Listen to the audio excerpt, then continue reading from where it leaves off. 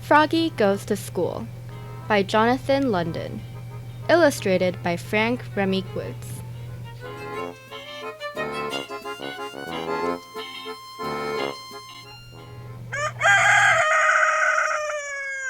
It was the first day of school.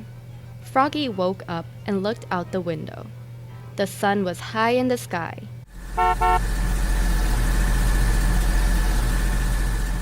"Oh no!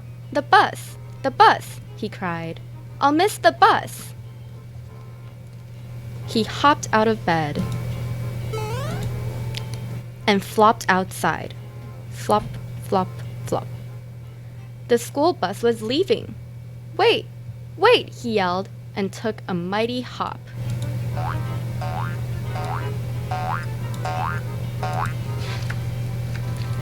The bus hissed to a stop, and the door folded open. Froggy flopped up the steps. Flop, flop, flop. But when he reached the top, everybody laughed and pointed their fingers. "What? Froggy!" yelled his friend Max. What? Did you forget something?" Froggy looked down.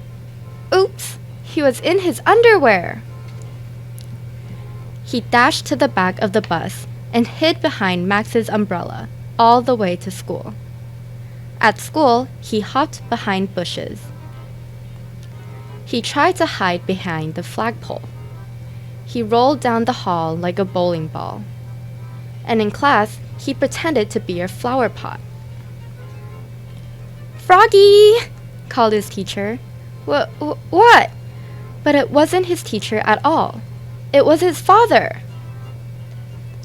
Froggy rubbed his eyes. He had been dreaming. He was still in bed. "Rise and shine, Froggy," said his father. "It's the first day of school." This time, Froggy got all dressed up. Zip, zoop, zup. Zoot, zoot, zoot, zat. Then he flopped into the kitchen. Flop, flop, flop. He tried to pour milk on his bowl of flies, but the carton flew out of his hands. "You're just nervous about school, Froggy," said his mother. "Everybody is. The first day." "Not me!" cried Froggy. And together they leapfrogged all the way to the bus stop. Flop, flop, flop.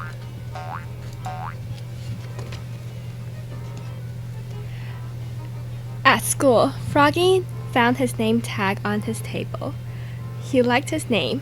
It was the first word he knew how to read. It was the only word he knew how to read.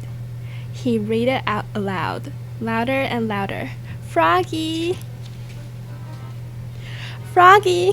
cried his teacher, Miss Witherspoon. "What?" "Hush, dear. It's time to pay attention." But it was hard to pay attention. He squirmed. He looked out the window at the falling leaves. He felt like a leaf, falling, falling. Flop! He fell out of his chair. "Oops!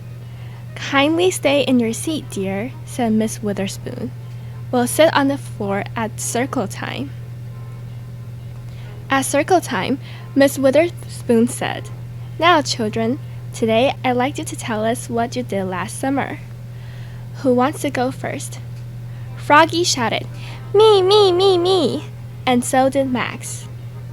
Miss Witherspoon went clap, clap, clap, clap. And everybody went clap, clap, clap, clap with her. Then they grew very quiet. "Now, one at a time," said Miss Witherspoon.